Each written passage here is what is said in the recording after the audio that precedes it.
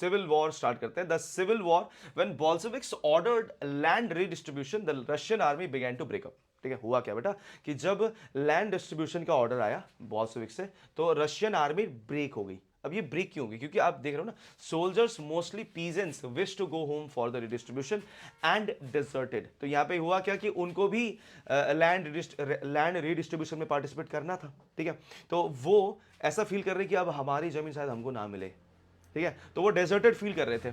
Non Bolsheviks socialist liberals and supporters of autocracy condemned the Bolshevik uprising. तो यहां पे देखिए बेटा कौन कौन आ गए, नॉन बॉल्शेविक सोशलिस्ट। ये कौन है पता है आपको? ये मेंशेविक्स है। कौन है बेटा? मेंशेविक्स, मेंशेविक्स मेंशेविक्स। ठीक है, ये मेंशेविक्स है। आपके लिबरल्स तो मैंने बताया ही था आपका, लिबरल्स तो आपको पता है ये कौन है, ये हमेशा कहीं पे भी पलट जाते हैं, ये लिबरल्स वही है। ठीक है, middle class and the supporter of autocracy. अब ये सपोर्टर ऑफ ऑटोक्रेसी फिर कौन है बेटा? ये प्रोजार्सिस्ट है। कौन है बेटा? प्रोजार्सिस्ट। प्रोजार्सिस्ट। प्रोजार्सिस्ट का मतलब कौन बेटा? प्रोजार्सिस्ट। ठीक है, जार्सिस्ट, जार को सपोर्ट करने वाले। तो तीन यहां पे अभी भी क्या है बेटा? यहां पे अभी भी तीन वो लोग बैठे हैं बेटा जो कि आपके बोल्शेविक्स के अगेंस्ट है। ठीक है, तो आप देख सकते हो their leaders move to south Russia and organise troops to fight the Bolsheviks. तो इन्होंने क्या किया बेटा कि यहां पे इन सब ने जाके, ये सब साउथ रशिया में गए और इन्होंने जाके वहां पे क्या किया बेटा, अपने अपने टीम बनानी स्टार्ट कर दी टू फाइट द बॉल्शेविक्स। और बॉल्शेविक्स को कहा गया द रेड्स। क्या क्या बेटा? The red. इसीलिए हिटलर लिखता है ना, जब रेड आर्मी का समंदर आया, ठीक है, तो जर्मनी रेड आर्मी के समंदर में डूब गया। ठीक है, तो इस तरह से द रेड्स। ठीक है, द रेड्स याद रखिएगा कि ये बॉल्शेविक्स है और बॉल्शेविक्स ही बाद में आपके पूरे रशिया को कंट्रोल करेंगे। ठीक है, ड्यूरिंग 1918 एंड 1919 द ग्रीन्स। अब ये ग्रीन्स कौन है बेटा? Socialist revolutionaries. अब ये सोशलिस्ट रेवोल्यूशनरी कौन है बेटा? मेंशेविक्स। ठीक है, द एंड द व्हाइट्स, ये कौन है बेटा? प्रोजार्सिस्ट। कौन है बेटा? प्रोजार्सिस्ट। याद रखिएगा कि मैं आपको एक बात बता दूं, ये लिबरल जो थे ना बेटा, ये बाद में इनके साथ ही मिल जाते हैं और ये बन जाते हैं क्या बेटा? ये बन जाते हैं आपके द ग्रीन। क्या बन जाते हैं? The Greens. और यहां पे याद रखिए प्रोजार्सिस्ट क्या है बेटा? The Whites. ठीक है, तो आप देखिए control the most of the Russian empire. तो हुआ क्या?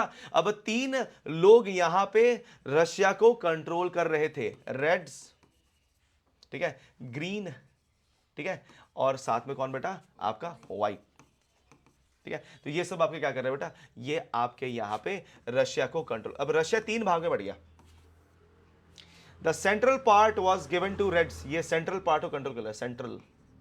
ठीक है, सेंट्रल एंड नॉर्दर्न पार्ट। ठीक है, northern part. Greens and Whites basically आपके ये साउदर्न पार्ट में थे। कहां पे थे बेटा? ये साउदर्न पार्ट में, साउदर्न पार्ट में ये कंट्रोल करते थे। दे वेर बैक्ड बाय, अब यहां पे देखिए बेटा कि बॉल्शेविक्स को हराने के लिए जो आपके ग्रीन और व्हाइट थे ना बेटा, इनको सपोर्ट कौन कर रहा था? They were backed by French, American, British and Japanese troops. अब इमेजिन कर लो ना, अमेरिका को क्या करना था? अरे यहां पे समझ लो अमेरिका का क्या था मतलब है कि नहीं? अब फ्रेंच ने सपोर्ट किया, बात समझ में आती है। ठीक है, क्योंकि फ्रेंच ऑब्वियसली करने वाले ही थे, है ना। ब्रिटिशर्स क्यों करे थे, समझ में बात आती है। जापानीज क्यों करे, वो भी बात समझ में आती है। यहाँ पे एम्पायर था बेटा, यहाँ पे क्या था बेटा? यहाँ पे आपके ऑटोक्रेसी थी। बट अमेरिका को क्या मतलब इसमें लेना था? अमेरिका तो आपका रिपब्लिक था तब भी, है कि नहीं? तो अमेरिका यहाँ पे क्या मतलब कि उसका क्या हो रहा था, है कि नहीं? तो अमेरिका यहाँ पे इसलिए आया था क्योंकि अमेरिका की जो दोस्त है बेटा ब्रिटिश, ठीक है, ब्रिटेन, वो भी था ना। और अमेरिका में बेसिकली जितने भी लोग थे बेटा वो ब्रिटेन से ही थे। ठीक है, अभी भी अगर आप देखिए बेटा तो अमेरिका में ज्यादा से ज्यादा लोग ना ब्रिटिश ओरिजिन के ही हैं, जितने भी लोग हैं। इसलिए वहाँ पे इंग्लिश बोला जाता है प्रीडोमिनेटली ना। हाँ, अमेरिकन इंग्लिश थोड़ी सी अलग होगी। क्यों? यहाँ पे इंडियन लोगों ने जब वहाँ पे इंक्लूजन दिखाया अपना, तो इंग्लिश धीरे धीरे बदलने लगा। ठीक है, और आप अभी देख सकते हो कि वह अमेरिकन इंग्लिश अलग होती है, ठीक है, आपके ब्रिटिश इंग्लिश अलग होती है, और यहाँ पे ऑल ओवर आपके जितने भी वर्ल्ड में इंग्लिश जो बोली जाती है वो अलग होती है। ठीक है, तो आप देखिए बेटा, सो यहाँ पे all those forces, all those forces who were worried at the growth of socialism in Russia. तो मतलब जो भी सोशलिज्म से बहुत ज्यादा चिंतित थे, उन सब ने क्या किया बेटा? उन सब ने यहाँ पर रशिया से सोशलिज्म हटाने का काम किया। ठीक है, और मैं बता दूं बेटा कि यहाँ पे अमेरिका ने इसलिए किया क्योंकि अमेरिका खुद जो था बेटा वो कैपिटलिस्ट सरकार थी। ठीक है, इसलिए उन्होंने कहा कि अगर रशिया में सोशलिज्म आ जाएगा तो क्या पता कल को हमारे भी लोग हमारे ऊपर है ना सोशलिज्म लाने के लिए प्रेशराइज अगर है ना करना स्टार्ट कर दे तो फिर क्या करें। So as these troops and Bolsheviks fought a civil war, उन्होंने क्या किया बेटा? एक सिविल वॉर लड़ा। अब देखिए ये सब तो रशियन से थे ना, तो जब अंदर में लड़ाई हो रही है तो ये तो सिविल वॉर हुआ ना, तो ये क्या कहलाया बेटा? ये सिविल वॉर कहलाया। और मैं बता दूं बेटा कि इस सिविल वॉर में फर्स्ट वर्ल्ड वॉर से भी ज्यादा लोग मरे। ठीक है, मतलब कि बहुत बुरा हाल हो गया रशिया का। देखिए ये देखिए, civil war, looting, banditry and famine become common, मतलब इतना बुरा हाल था ना, मतलब कि यहाँ पे लड़ाई से ज्यादा तो लोग मतलब कि भुखमरी से मर रहे थे, है ना। खतरनाक ही लूट हो रही है। बैंडिटरी का मतलब क्या होता है बेटा, ये भी आपकी चोरी चकारी है ना, डकैती कर देना, है ना। लोगों ने अपने अपने यहाँ पे ये गैंग्स बना लिए है ना, डकैती वगैरह करने के लिए। Supporters of private property among whites took hard step with peasants, तो यहाँ पे हुआ क्या बेटा कि आप देख सकते हो कि जो सपोर्टर्स थे बेटा प्राइवेट प्रॉपर्टी के, जो आपके व्हाइट्स थे बेटा, जो प्रोज आर्सिस थे, उन्होंने हार्ड स्टेप लिया पीजेंट्स के अगेंस्ट जिन्होंने लैंड को सीज कर लिया था। तो उन लोगों को उन्होंने पकड़ पकड़ के मारना स्टार्ट कर दिया, ठीक है। Such actions led to the loss of popular support for the non Bolsheviks, तो हुआ क्या बेटा कि व्हाइट्स लोगों ने क्या किया बेटा, जब ये करना स्टार्ट किया तो इनकी जो सपोर्ट थी वो खत्म हो गई, ठीक है, इनकी सपोर्ट चली गई, ठीक है, क्योंकि इन्होंने उन पीजेंट्स को मारना स्टार्ट कर दिया जिन्होंने लैंड को सीज किया था, जो कि इनके लिए एक बेवकूफी वाला स्टेप था, ठीक है। तो इन्होंने इनको ऐसा नहीं करना चाहिए था। By January 1920 the Bolshevik control most of the former Russian empire and they succeeded due to cooperation with non Russian nationalist and Muslim jadidist. तो आप यहाँ पे क्लियरली देख सकते हो बेटा कि बाद में हुआ क्या, जैसे जैसे उनकी सपोर्ट धीरे धीरे खत्म होने लगी, तो आपकी जो आपके बोल्शेविक्स है उन्होंने धीरे धीरे फिर आपके पूरे रशिया में अपना कब्जा लेना स्टार्ट किया, ठीक है। And they succeeded due to cooperation with non Russian nationalist, तो यहाँ पे हुआ क्या बेटा कि उनको नॉन रशियन नेशनलिस्ट ने सपोर्ट किया। अब ये नॉन रशियन नेशनलिस्ट कौन है बेटा, शायद आपको याद होगा कैथलिक्स आए थे, आपके प्रोटेस्टेंट्स थे, आपके बुद्धिस्ट थे, आपके मुस्लिम्स थे, तो उन लोगों ने बोल्शेविक से सपोर्ट किया, ठीक है, मुस्लिम ज़ायडिस्ट। तो इनकी मदद से, इनके कोलैबोरेशन के कारण जो आपके व्हाइट्स और ग्रीन्स थे वो हार गए and cooperation did not work where Russian colonist themself turned Bolsheviks, ठीक है। तो यहाँ पे हुआ क्या बेटा कि जब ये कॉपरेशन तब नहीं काम करी बेटा जब आपके रशियन जो कॉलोनिस्ट थे बेटा वो खुद बोल्शेविक्स बन गए। अब यहाँ पे बात को समझना, ठीक है, क्या हो रहा है। अब हुआ क्या कि जैसे मान लीजिए कि अगर आप ऐसा कहते हो कि ये रशिया है, ठीक है, अब एक दूसरा कंट्री है जिसके ऊपर रशिया ने कब्जा कर रखा है, ठीक है। अब ये तो सोवियत हो, ये तो आपका क्या हो गया बेटा, ये तो आपका सोशलिस्ट हो गया, सोशलिस्ट, ठीक है, सोशलिस्ट। अब देखिए मान लीजिए कि वही सोशलिज्म अगर हम यहाँ पे भी लगा दें, तो यहाँ पे तो आपको जितने भी आपके ये स्लेव्स हैं उनको छोड़ना पड़ेगा, सबको बराबरी का हक देना पड़ेगा, ठीक है। तो ये तब रशिया के लिए बुरा हुआ जब उन्होंने क्या किया कि जब ये जो कॉलोनीज थी बेटा, कॉलोनी को भी उन्होंने बोल्शेविक्स के मतलब कि बोल्शेविक्स बना दिया, ठीक है, मतलब कि वहां पे भी सोशलिज्म लेके आ गए। तो जितने भी कॉलोनीज थी बेटा वो आपकी सारी की सारी क्या हो गई, रशिया के हाथ से निकल गई, ठीक है। क्योंकि जैसे ही आप यहाँ पे लिबरलाइजेशन लेके आते हो और सोशलिज्म लाते हो तो लोगों को, आपको सबको, है ना, इक्वल राइट्स देना जरूरी हो जाता है, सबको इक्वल लैंड देना जरूरी हो जाता है, जबकि वो तो स्लेव्स थे। तो इसीलिए हुआ क्या बेटा कि कॉलोनिस्ट काफी यहाँ पे जो थे बेटा, काफी सारी कॉलोनीज, जैसे एग्जांपल देखिए, in Khiva in Central Asia Bolsheviks colonist brutally massacred local nationalist in the name of defending socialism. तो यहाँ पे उन्होंने क्या किया बेटा कि यहाँ हुआ ये कि जितने भी बोल्शेविक्स थे उन्होंने जाके क्या किया, जितने भी नेशनलिस्ट थे आपके लोकल नेशनलिस्ट कीवा नाम की जगह में, उन्होंने, जो कि सेंट्रल एशिया में पड़ता है, वहां पे जाके उन्होंने जितने भी और ये रशिया की कॉलोनी है, ठीक है, तो यहाँ पे इन्होंने जाके क्या किया बेटा, लोकल नेशनलिस्ट को कंप्लीटली वाइप आउट कर दिया। क्यों? क्योंकि इन्होंने कहा कि हम सोशलिज्म ला रहे हैं, और जितने भी नेशनलिस्ट थे उनको उन्होंने मार दिया, सबको मार दिया गया। In this situation many were confuse about what the Bolshevik government represented, ठीक है। तो यहाँ पे मतलब काफी सारे लोग कंफ्यूज हो गए कि मतलब करना क्या चाह रहे हैं, ठीक है। रशिया में सोशलिज्म ला रहे हैं, यहाँ पे सोशलिज्म ला रहे हैं, तो नेशनलिस्टों को मार रहे हैं, मतलब ये हो क्या रहा है कि नहीं। तो इसीलिए जो आपकी बोल्शेविक्स पार्टी थी उसके रिप्रेजेंटेटिव्स काफी ज्यादा मतलब कि, है ना, कंफ्यूज थे। और यहाँ पे ये चीज मतलब कि जो आपकी बोल्शेविक्स है वो किस चीज को रिप्रेजेंट कर रहे हैं कुछ समझ में नहीं आ रहा था। इसीलिए ये चीज आपके जितने भी रशियन आपकी कॉलोनीज थी वहां पे आपको काफी कंफ्यूजिंग एक माहौल क्रिएट कर रहा था, ठीक है। चलिए, partly to remedy this most non Russian nationalist were given political autonomy in the Soviet Union USSR, ठीक है। तो यूएसएसआर में बेटा इनको पॉलिटिकल ऑटोनॉमी दे दिया गया। अब ये यूएसएसआर क्या है बेटा, यूनियन, आपका यूनियन ऑफ सोवियत रशिया है, ठीक है, ये आपका याद रखिएगा, ठीक है। तो ये जो है बेटा आपका यूएसएसआर का फॉर्मेशन हुआ, the state the Bolsheviks created from the Russian empire in December 1922, but since this was combined with unpopular policies that the Bolsheviks force the local government to follow, like the harsh discouragement of nomadism, attempts to win over difficult nationalist were only partly successful. तो आप यहाँ पे देख सकते हो बेटा कि यहाँ पे ये कहा जा रहा है कि जो रशियन थे बेटा, रशिया ने क्या किया, रशिया का खुद का एम्पायर तो था ही था, और उसके साथ साथ जितने भी आपके ये जो सोवियत यूनियन बनाया गया ना बेटा, ये यहाँ पे हुआ ये कि उन्होंने बहुत सारे अलग अलग कंट्री के ऊपर भी कब्जा कर रखा था, और बहुत सारी कंट्री जो थी बेटा वो रशिया के अंडर में आ रही थी।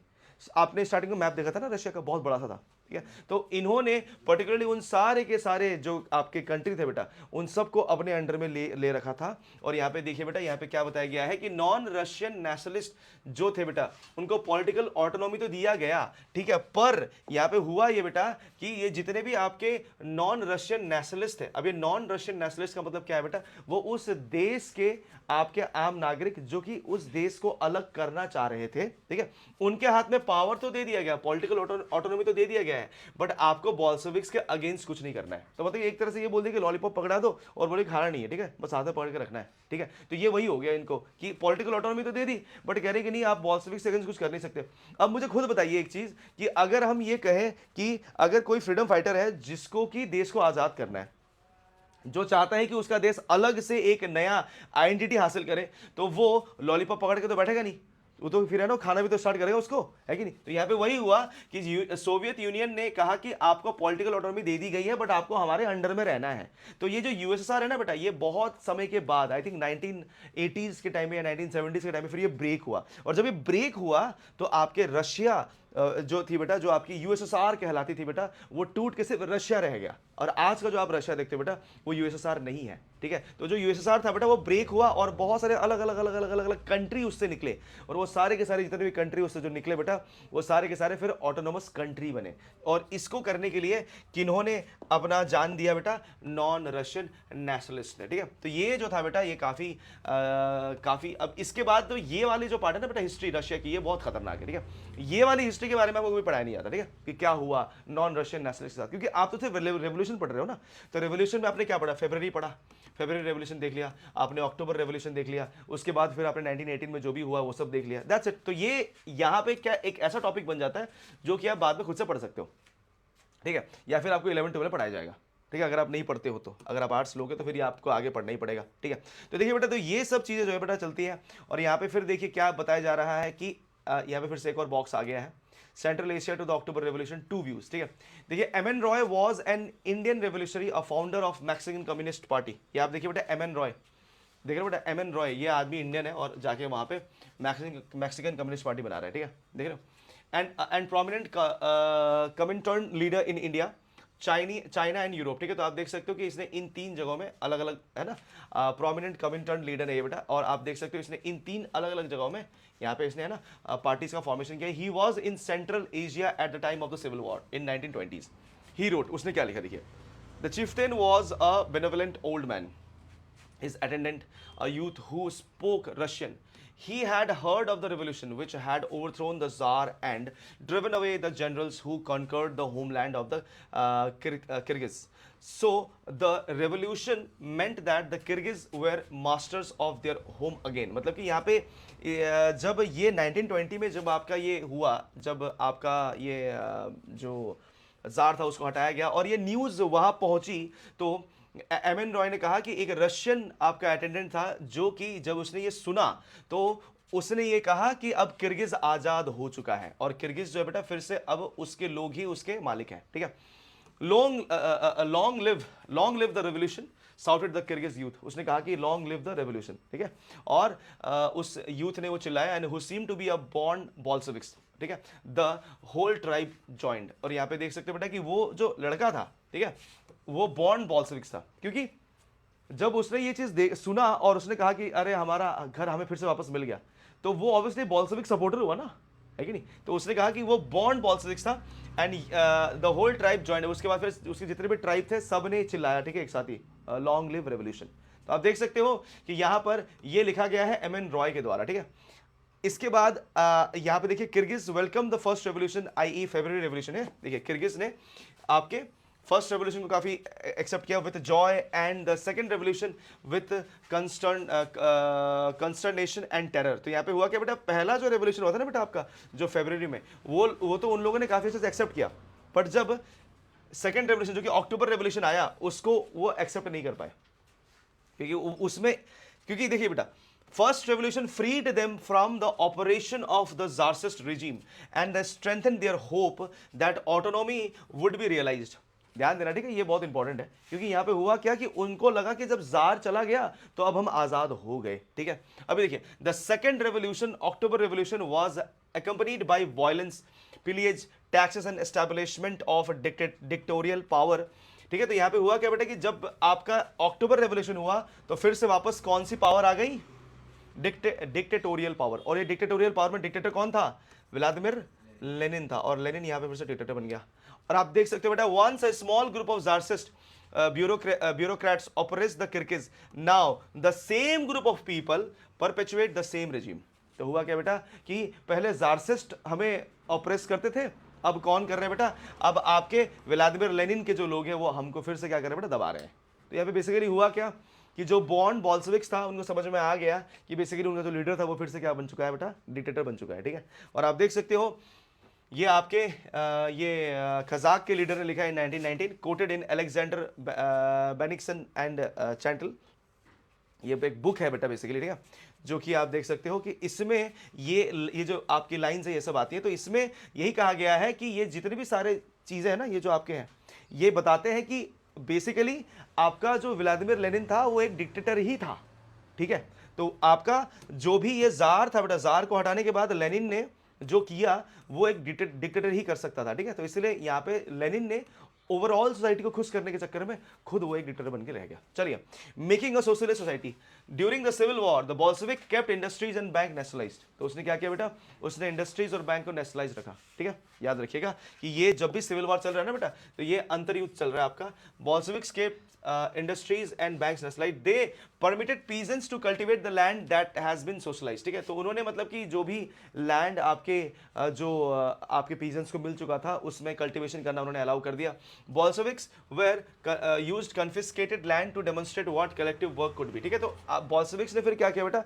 जो भी लैंड कॉन्फिस्केट किया गया था उसमें किस तरह से कलेक्टिव आपके जो ये फार्मिंग करनी है वो उन्होंने लोगों को सिखाना स्टार्ट किया, ठीक है। A process of centralized planning was introduced, एक सेंट्रलाइज प्लानिंग स्टार्ट हुआ। जिस तरह से आपका जो इंडिया है बेटा, इसमें भी जो है सेंट्रलाइज प्लानिंग के साथ कोई भी काम किया जाता है ना, कि कोई पॉलिसी लानी है, कुछ भी करना है, तो उसी तरह से यहाँ पे भी सेंट्रलाइज प्लानिंग के साथ जो बोल्शेविक्स थे उन्होंने एक ऐसा सिस्टम इंट्रोड्यूस किया कि जिसमें कि लोगों को कलेक्टिव वर्क करना पड़ता था, ठीक है। अभी देखिए बेटा यहाँ पे हुआ क्या? Official assessed how the economy could work and set targets for 5 year period, ठीक है। तो उन्होंने 5 साल का टारगेट रखा कि 5 साल में हमें रशिया की इकोनॉमी यहाँ से यहाँ लेके जानी है। On this basis they made 5 year plan. तो इस बेसिस में वो हर 5 साल में नए नए प्लान बनाते थे, ठीक है। The government fixed all prices to promote industrial growth during the first 2 plan. तो यहाँ पे पहले 2 प्लान, मतलब कि पहले 10 साल इन्होंने कंप्लीटली किस पे ध्यान दिया बेटा? Promote industrial growth. इन्होंने इंडस्ट्रियल ग्रोथ को प्रमोट किया। अब यहाँ पर एक बात मुझे समझ में नहीं आती कि अगर मान लीजिए कि आपने पहले इंडस्ट्री तोड़नी थी फिर बाद में लगाना ही था, तो फिर क्यों तोड़ा? सोचने वाली बात होती है ना। तो यहाँ पे वही है बेटा कि सर्टेनली आप समझ सकते हो कि जो भी कंडीशंस होते हैं ना बेटा, ये वॉर के कंडीशंस, उसमें यही होता है कि हमेशा नुकसान ही होता है। इंडस्ट्री टूटती है, घर खराब हो गए है ना, फसल खराब हो गई, तो ये चीज़ें। अभी देखिए बेटा यहाँ पे क्या हुआ? 1927 टू 1932 एंड 1933 टू 1938। तो यहाँ पे इस टाइम में बेटा आपका ये सब चीज़ है बेटा जो हो रहा था। ये पूरा 10 साल का एक प्लान बनाया गया, ठीक है। Centralise planning led to economic growth. Centralise planning ने क्या किया बेटा? आपके इकोनॉमिक ग्रोथ को प्रमोट किया। इंडस्ट्रियल प्रोडक्शन इंक्रीज होने लगी बेटा between 1929 to 1933 by 100% in the case of oil, coal and steel. तो 100% इजाफा आ रहा है, मतलब कि जितना था उससे 2 गुना हो गया। New factory cities came into being, ठीक है, नए नए आपके शहर बनने लगे। However rapid construction led to poor working condition. याद रखना बट ना, जब भी कोई चीज रैपिडली कंस्ट्रक्ट होती है ना बेटा, तो कभी भी देखिए जब कंस्ट्रक्शन हो रहा होता है तो उस समय उस जगह का हाल बहुत बुरा होता है। जैसे आप देखिए सालवाड़ा का हाल अभी कैसा है ना, जब ये बनना स्टार्ट हुआ, बन के जब रेडी हो जाएगा तो वो कहानी अलग है, हाँ वो अलग दिखेगा वो, ठीक है। बट अभी जब ये बन रहा है तो उधर से ऊपर से पानी गिरता रहता है। आप कभी भी जा रहे हो, आपके ऊपर पानी गिर गया है ना, आप रोड में चलते हो तो धूल उड़ती रहती है, एकदम बुरा हाल होता है ना। तो ये चीज़ जो बेटा यहाँ पे वही हुआ कि जब रैपिड कंस्ट्रक्शन होता है बेटा तो उस समय वर्किंग कंडीशन बहुत ही पुअर होते हैं। And in city of Magnitogorsk the construction of steel plant was achieved in 3 years। Steel plant जो है बेटा वो 3 साल में बना दिया गया, जबकि स्टील प्लांट 3 साल में कभी बन ही नहीं सकता, ठीक है। अब याद रखिएगा इसको बनने के लिए मिनिमम भी 15 years टाइम लगता है, ठीक है। आपको एक कॉपर के माइन को सिर्फ खुदाई करने के लिए 29 साल लगते हैं, 29 years, खोद के उस माइन को डिस्कवर करने के लिए और उसको वर्किंग कंडीशन में लाने के लिए। और उन्होंने 3 ही साल में क्या बना दिया बेटा, स्टील प्लांट बना दिया 3 साल में। देख रहे हो ओए भाई, है ना। तो workers lived hard life and the result was 550 stoppage of work in the first year alone. मतलब कि 550 बार तो काम ही रुक गया, क्योंकि कुछ ना कुछ खराबी होता था, कोई ना कोई लोग मर जा रहे हैं, कुछ ना कुछ हो जा रहा है। In living quarters in the winter time at 40 degree below, people had to climb down from the 4th floor and a dash across the street in order to go to toilet. ठीक है, तो आप देख रहे हो बेटा कि -40 degree Celsius है बेटा, आप 4 माले पे रह रहे हो और रात की आधी रात हुई है, आपको उतरना, अगर आपको सुसु भी करना तो आपको उतर के नीचे आना पड़ता था। क्योंकि याद रखिएगा बेटा कि रशिया में टॉयलेट्स हमेशा ग्राउंड में होते हैं, ठीक है, आपके टॉप फ्लोर में नहीं बन सकते अगर कहीं अगर ठंड अगर बहुत ज़्यादा है, ठीक है, क्योंकि टॉप फ्लोर में अगर आपके टॉयलेट्स रहेंगे बहुत ज़्यादा ठंड जहाँ पे है, तो वहाँ पे आप करने जाओगे सुसु, आपकी हो जाएगी मौत, ठीक है, इसलिए तो नहीं होता वैसे। तो यहाँ पे देखिए बेटा आगे फिर हो क्या रहा है बेटा, आगे फिर क्या बताया जा रहा है कि the extended schooling system developed an arrangement were made for factory workers and peasants to enter universities। तो यहाँ पे हुआ क्या बेटा, इनको फिर धीरे धीरे पढ़ाना भी स्टार्ट किया। एन एक्सटेंडेड स्कूलिंग सिस्टम यहाँ पे डेवलप होने लगा धीरे धीरे, आप देख रहे हो ना। And arrangement were made for factory workers and peasants to enter universities, तो वो यूनिवर्सिटीज में जाके पढ़ सकते, ठीक है। इसको क्रेचेस कहा गया। Creches were established in factories for children of women workers, ठीक है। तो क्रेचेस जो थे बेटा वो छोटे छोटे स्कूल से स्कूल टाइप के थे, उनको कुछ चीजें सिखाते थे वो, ठीक है। और यहाँ पे देखिए कि ये फैक्ट्री में काम करने वाले वुमेन्स के बच्चों के लिए था। And cheap public health care was provided. अब ये चीप था तो ऑब्वियसली चीप ही होगा, है ना, तो काफी ज्यादा बेकार सा था ये। Model living quarters were set up for workers, अलग अलग आपके लिविंग क्वार्टर्स बनाए गए। The effect of all this was uneven though since government resources were limited. तो क्योंकि गवर्नमेंट खुद गरीब था उस समय, तो इसलिए ये जो भी चीजें वो कर रहा था बेचारा, करने की कोशिश कर रहा था, तो ये उतना अच्छे से नहीं कर पा रहा था क्योंकि उसके पास रिसोर्सेस की कमी थी, ठीक है। जो कि आप देख सकते हो कि यहां पर ये आम आदमी को कंप्लीटली इफेक्ट कर रहा था, ठीक है। सो आगे बढ़ते बेटा नेक्स्ट देखिए क्या बताया जा रहा है कि आगे फिर यहाँ पे आप देखो कुछ पिक्चर्स हैं। Children at school in Soviet Russia, इन यहाँ पे ये बच्चे पढ़ाई कर रहे हैं, ठीक है। आप देख सकते हो एक बच्चा है जो कि यहाँ पे काम कर रहा है ना 5 ईयर प्लान में, है ना, he is working for Soviet Russia, ठीक है। एंड आप देख सकते हो ये वो फैक्ट्री डाइनिंग हॉल है जहाँ पे लोग बैठ के खाना वाना खाते थे, ठीक है, खाना वाना मिलता था इनको। तो यहाँ पे स्टालिनिज्म आया एंड कलेक्टिवाइजेशन। चलिए इसको थोड़ा सा फटाफट कर लेते हैं। स्टालिनिज्म क्या है देखिए, आप देख सकते हो ये आदमी है जोसेफ स्टालिन, ठीक है, जिसने हिटलर को मारा है, the one he is who like killed Hitler, ठीक है। इसी को हमें मतलब कि क्रेडिट देना चाहिए, ठीक है। इसलिए अगर कभी भी आप अगर जर्मनी अगर जाओगे भी, है ना, अगर कभी आपको जाने का मौका मिला तो आप जब बर्लिन जाओगे ना बेटा, तो वहाँ पे ना आपको स्टालिन का एक बहुत बढ़िया सा एक ना पिक्चर मिलेगा आपको, ठीक है, वहाँ पे स्टालिन का। अब वहाँ के लोग उसको अब एक्सेप्ट भी कर लेते हैं क्योंकि वहाँ पे ज़्यादातर लोग अभी रशियंस ही है, ठीक है। क्योंकि वहाँ पे आपको पता ही है ना कि जब आपका जर्मनी को हराया गया तो जर्मनी को कॉन्फिस्केट कर देगा 2 पार्ट में, East Germany and West Germany, ठीक है। तो ईस्ट जर्मनी कंप्लीटली वो रशिया का था, ठीक है। तो रशियन लोग अभी भी वहाँ पे हैं, ठीक है। इसलिए वहाँ की जर्मन जो भाषा है बेटा उसमें थोड़ी सी रशियन जो वर्ड्स हैं जो वहाँ पे मिलते हैं, ठीक है, जो आम आदमी जब बात करता है तो, ठीक है। चलिए तो स्टार्ट करते हैं बेटा। Stalinism and collectivization. The period of early planned economy was linked to the disaster of the collectivization of agriculture, ठीक है। तो यहाँ पे एग्रीकल्चर को कलेक्टिवाइज किया गया, ठीक है। The period of early planned economy, ठीक है। By 1927 to 1928 the towns in Soviet Russia were facing an acute problem of grain supplies, ठीक है। मतलब कि बहुत ज्यादा शॉर्टेज हो रहा था, ठीक है, आपकी ग्रेन सप्लाईज का, क्योंकि यहां पर बहुत बार है ना आपकी क्रॉप्स फेल्ड हो रही थी, है ना, failed crops and everything was hitting आपके रशियन पॉपुलेशन। क्योंकि यहाँ पे याद रखना बेटा कि क्रॉप्स अगर फेल हो जाती है तो इतने बड़े पॉपुलेशन को खिलाना it's not a matter of joke, right. तो यहाँ पे देखिए the government fixed prices at which grain must be sold, but the peasants refused to sell their grains to government buyer at these prices. Obviously उनको बहुत ही कम पैसा मिल रहा था, तो इसलिए उन्होंने कहा कि हम आपको बेचेंगे नहीं। बट ये था जोसेफ स्टालिन, आप देख ही सकते हो इस आदमी का शकल है ना कितना खतरनाक है। तो ये इसने कहा कि नहीं भैया अगर आप नहीं देंगे तो फिर हो गया। तो Stalin who headed the party after the death of Lenin introduced form emergency measures. तो यहाँ पे याद रखिए बेटा Stalin who headed the party after death of Lenin, Lenin के मरने के बाद ये आया है, ठीक है, आप देख सकते हो। He believed that rich peasants and traders in the countryside were holding stocks in hope of higher prices. Speculation had to be stopped and supplies confiscated. तो हुआ क्या बेटा कि किसी ने स्टालिन को ये बता दिया कि जो आपके पीजेंट्स है ना बेटा, उन्होंने ना रिच पीजेंट्स जो है उन्होंने ना ये आपकी जितनी भी ये जो आपके स्टॉक्स है ना बेटा आपके अनाज के, उसको ना मतलब है ना घर में छुपा कर रखा हुआ है, तो इसको निकालना जरूरी था, तो इसीलिए स्पेकुलेशंस किए गए। स्पेकुलेशन का मतलब ये होता है कि जब किसी ने आपको टिप दे दी है कि ऐसा है और आप जो है जाके चेक करिए, एक तरह से ना वहां पे रेड मारी जाए इस तरह से।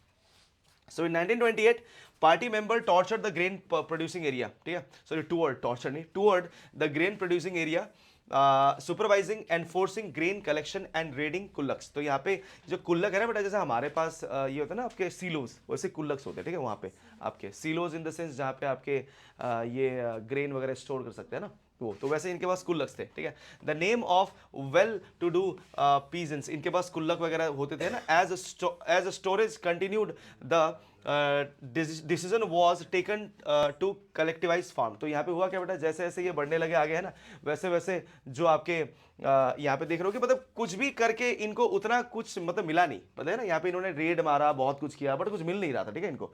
तो फिर फाइनली इन्होंने कहा कि हमें कलेक्टिवाइज फार्मिंग करनी पड़ेगी। क्या करनी पड़ेगी? कलेक्टिवाइजेशन, ठीक है। सो यहाँ पे देखिए, it was argued that grain shortage were partly due to small size of holdings, ठीक है। इन्होंने कहा कि शायद ये जो ग्रेन की जो शॉर्टेज हो रही है बेटा, ये ना छोटे होल्डिंग के कारण हो रहा है, मतलब कि ये जो जमीन हमारे पास है वो बहुत ही कम है, ठीक है, आपके फार्मिंग के लिए। तो यहाँ पे हुआ क्या देखिए, After 1917, land had been given over to peasants. These small-sized peasant farms, could not be modernized. To develop modern farms and run them along industrial lines with machinery, it was necessary to eliminate कुल्लक्स। तो इन्होंने कुल्लक्स को eliminate करने का सोचा। अब ये कुल्लक्स क्या है बेटा, ये आपके रिच पीजेंट्स थे जिनके पास अपनी खुद की एक प्राइवेट फार्म्स थे और साथ ही साथ इनके पास अपने खुद के प्राइवेट स्टॉक पाइल्स थे, ठीक है। तो इन्होंने कहा कि इसको एलिमिनेट करना पड़ेगा and take away land from peasants and establish state control large farms. अब यहाँ पे देखो, अब यहाँ पे क्या हुआ, अब देखो जो कुछ भी हुआ है उसको फिर से ये लोग क्या कर रहे हैं बेटा, अब री एस्टैब्लिश करने वाले हैं। सोच के देखो, पहले लेनिन ने नोबल्स को हटाया और पीजेंट्स को जमीन दी, अब ये उसका जो आपका उसके बाद जो आया है उसका जो एक तरह से वो स्टूडेंट आपका है ना जोसेफ स्टालिन, अब वो क्या कर रहा है, अब वो करके फिर से पीजेंट से जमीन ले लो और गवर्नमेंट कंट्रोल में ले लो सब कुछ, सारा जमीन अब गवर्नमेंट के कंट्रोल फिर से वापस आना चाहिए। तो उसने क्या किया, अब यहाँ पे वो कह रहे हैं कि जितने भी आपके लार्ज फार्म्स है बेटा उसको एलिमिनेट कर दिया जाए, मतलब वो बेसिकली पीजेंट्स ही है, ठीक है। तो उनसे जमीन फिर से कॉन्फिस्केट कर लिया जाए, मतलब फिर से जमीन उनसे ले लिया जाए और वो किसके अंडर में आ जाए बेटा, वो आपके गवर्नमेंट के कंट्रोल में आ जाए, जिसमें कि हम सिर्फ वर्कर्स लगाएंगे, वर्कर्स काम करेंगे और हम जो कहेंगे वही करेंगे वो, और इसके जितने भी सारे आपके ये जो अनाज निकलेगी वो सारा हमारा होगा और इसको फिर हम देश में बांट देंगे, ठीक है। तो अब ये जो था बेटा अब स्टालिन करने वाला था, ठीक है। So what followed was Stalin collectivisation programme, और उसके बाद फिर स्टालिन ने कलेक्टिवाइजेशन प्रोग्राम स्टार्ट कर दिया। From 1929 the party forced all peasants to cultivate in collective farms. आप देख सकते हो बेटा कि जितने भी आपके पीजेंट्स है बेटा सबको यहाँ पे कलेक्टिव फार्म में कल्टीवेट करने के लिए फोर्स किया गया, जिसको कॉल खोज कहा गया, ठीक है। सॉरी क्या, oh good morning, the bulk of land and implements were transferred to ownership of collective farms and peasants worked on the land and the kolkhoz profit was shared। तो इस तरह से आप देख सकते हो यहाँ पे कलेक्टिवाइजेशन चालू हुआ, ठीक है। तो कॉलखोज चालू हुआ, कॉलखोज में होता यही था कि जितने भी आपके पीजेंट्स थे उनको जमीनें पूलिंग करनी पड़ती थी, फिर से उगाना पड़ता था और सब बांटना पड़ता था, ठीक है, एक दूसरे के साथ, ठीक है। आप देख सकते हो enraged peasants resisted the authorities and destroyed their livestocks. तो क्या हुआ बेटा कि जितने भी आपके पीजेंट्स थे बेटा वो मतलब गुस्से में आ गए, ठीक है। उन्होंने कहा कि हम इतना लड़ाई किए अपने जमीन के लिए और आज हम अपने जमीन में खुद से कुछ कर नहीं पा रहे, तो हम अपने लाइफ स्टॉक्स को डिस्ट्रॉय कर देते। तो उन्होंने अपने गायों को भैंसों को मारना स्टार्ट कर दिया, ठीक है, ठीक है। ये देखिए destroyed their livestock. Between 1929 and 1931 the number of cattle fell by 1/3। पूरे रशिया में बेटा आपके जो गाय भैंस थे बेटा वो 1/3 गिर गई, मतलब 2 साल के अंदर में सारे लोगों ने क्या कर दिया बेटा, अपने गाय भैंसों को मारना स्टार्ट कर दिया। अब मुझे ये नहीं समझ में आता कि उन्होंने अपने गाय भैंस क्यों मार रहे हैं, एग्जैक्टली है ना। दोज हु रेजिस्टेड, मैंने कहा ना इनके स्ट्रेट फॉरवर्डनेस इनको ये मतलब ये चीज़ में लाती है ना, क्योंकि जब आदमी बहुत स्ट्रेट फॉरवर्ड होता है तो फिर इनके एक्शंस बड़े वायलेंट हो जाते होते हैं, ठीक है। तो इसलिए फिर ये चीज़ें देखने को मिलती है। तो काफ़ी वॉयलेंट ये लोग है ना, ये हमेशा वॉयलेंस का ही सहारा लेते हैं क्योंकि एक्शन से ज़्यादा ये काम करते हैं ना। तो इन्होंने अपने एक्शंस दिखाए, एक्शंस से इन्होंने क्या किया बेटा कि बताया कि हम भैया कलेक्टिवाइजेशन के अगेंस्ट है, और इन्होंने यहाँ पे जिन्होंने भी ऐसा किया उनको बहुत सीवियरली पनिश किया गया, ठीक है, एकदम severely. Many were deported and exiled, बहुत सारे लोगों को डिपोर्ट कर दिया गया, डिपोर्ट करने के बाद देश से निकाल दिया और एक्साइल कर दिया गया। ठीक है।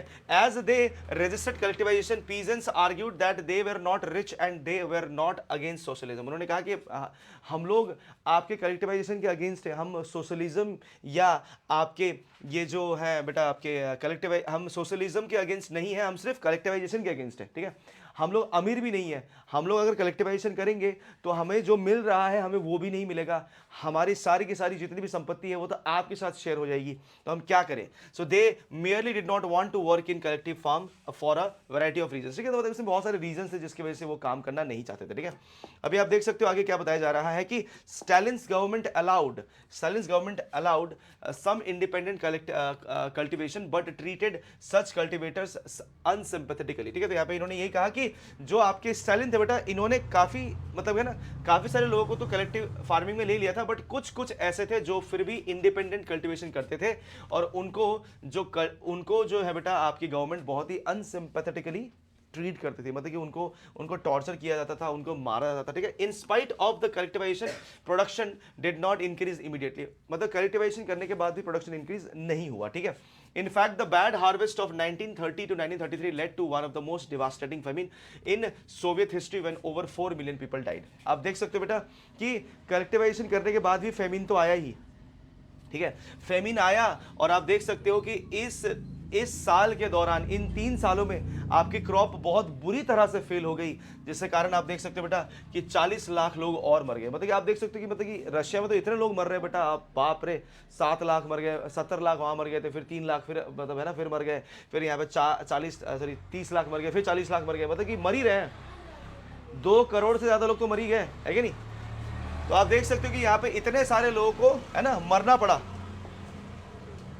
तो यहाँ पे देख सकते हैं कि ये कलेक्टिवाइजेशन जो था बेटा वो भी कुछ हो नहीं पाया इससे। अब आगे देखिए बेटा फिर क्या हुआ। Many within the party criticized the confiscation, many within the party criticized the confusion in industrial production under the planned economy and the consequences of collectivization। तो यहाँ पे क्या बेटा स्टालिन को काफी ज्यादा यहाँ पे क्या झेलना पड़ा बेटा, आपका क्रिटिसिज्म झेलना पड़ा, ठीक है। क्योंकि यहाँ पे इंडस्ट्रियल प्रोडक्शन अच्छे से हो नहीं पा रहा था, ठीक है, प्लान्ड इकोनॉमी काम कर नहीं रही थी और आपके कलेक्टिवाइजेशन के कॉन्सिक्वेंस आपने देख लिया था, है ना। Stalin and his sympathiser charge these critics with conspiracy against socialism. तो यहाँ पे हुआ कि स्टालिन और उसके जो आपके उसको जो सपोर्ट कर रहे लोग थे बेटा, उन्होंने जितने भी लोग जो स्टालिन के अगेंस्ट हो गए थे उनको चार्ज कर दिया कि ये सोशलिज्म रशिया से हटाना चाहते हैं, ठीक है। And accusations were made throughout the country and by 1919 over 2 million were in prison. तो आप देख सकते हो 20 लाख लोगों को स्टालिन ने जेल में डाल दिया। और मैं बता दूं बेटा ये 20 लाख लोग फिर जेल से निकले नहीं बेटा, ठीक है। ये 20 लाख लोग फिर आपके सारे कहाँ गए, लेबर कैंप में गए। और जब ये लेबर कैंप में गए बेटा तो ये मैं बता दूं बेटा कि ये वो लेबर कैंप था जो आपके कंसंट्रेशन कैंप से भी खतरनाक था, ठीक है। और यहाँ पे इनको एग्जैक्टली वही करना था जो कि आपके हिटलर के कंसंट्रेशन कैंप में करना था, ठीक है। काम करना था और मरना था, ठीक है। तो इनसे काम करवाया जाता था, ठीक है। बिल्डिंग बनाया गया, ब्रिजेस बनाई गई और मतलब भूखे करते जा रहे हो जब तक जिंदा है करेंगे और फिर मर जाएंगे, ठीक है। सिर्फ पानी पिलाया जाता था, पानी पिला दो, पानी पिला दिया, जब तक जिंदा रहेंगे करेंगे और जब मर जाएंगे तो उनको वहीं पे कवर बना देंगे, ठीक है। वहीं पे वो जहाँ पे काम कर रहे हैं उसी के अंदर डाल के फिर उनके ऊपर से फिर सीमेंट में चढ़ा दो। तो यहाँ पे देख रहे हो बेटा 2 मिलियन लोग जो थे बेटा यहाँ पर आपके इन लेबर कैंप से पहुंचे and most were innocent of the crime. और बहुत सारे जो लोग थे बेटा उन्होंने तो कुछ किया भी नहीं था, फिर भी वो कैंप में पहुंचे, है ना। And but no one spoke for them, किसी ने भी कुछ कहा नहीं उनके बारे में, है ना।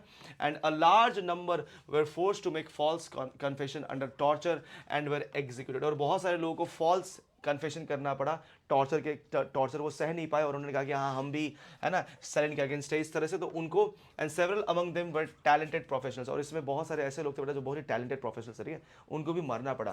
तो आप देख सकते हो बेटा कि ये जो है बेटा ये काफ़ी आपका दुखदायी था। और आप देख सकते हो यहाँ पे और 2 मिलियन लोग मर चुके हैं, ठीक है। तो आप देखो पहले 7 मरे, ठीक है, फिर उसके बाद फिर 3 मरे, उसके फिर 4 मरे और फिर 2 मरे। तो आप देख सकते हो ये आपके सब मिलियंस में, ठीक है, ये मिलियंस है, ठीक है, मिलियंस में। तो आप देख सकते हो बेटा इतने सारे लोग, 16 मिलियन में 1 करोड़ 60 लाख लोग आपके खत्म, गायब हो गए सबके सब, ठीक है। तो इस तरह से आप देख सकते हो बेटा कि ये जो थे बेटा ये आपका कलेक्टिवाइजेशन का इम्पैक्ट, कलेक्टिवाइजेशन नहीं, स्टालिनिज्म का इम्पैक्ट था। तो स्टालिनिज्म में अगर आपको सवाल आता है तो बेटा तो आप हमेशा ये कहेंगे कि स्टालिनिज्म जो था बेटा वो फेल्ड गवर्नमेंट था। क्या था बेटा, वो failed government, completely failed, miserably failed, ठीक है। क्योंकि आप देख सकते हो कि ये आपके काफी ज्यादा स्टर्न मेजर अप्लाई करते थे, लोगों को मारने से हिचकिचाते नहीं थे ना, लोगों को आराम से ना, मतलब कुछ भी नहीं, कीड़े मकोड़े खत्म, ठीक है, इस तरह से। तो आप देख रहे हो कि यहाँ पे स्टालिन ने इस तरह से लोगों को मारा, और फाइनली आप देख सकते हो कि जो स्टालिनिज्म था वो भी काफी, है ना, खतरनाक ही था एक तरह से। तो फाइनली यहाँ पे आपका आता है बेटा global influence of the Russian revolution and the USSR, ठीक है। तो यहाँ से फिर जो है बेटा हम कल स्टार्ट करेंगे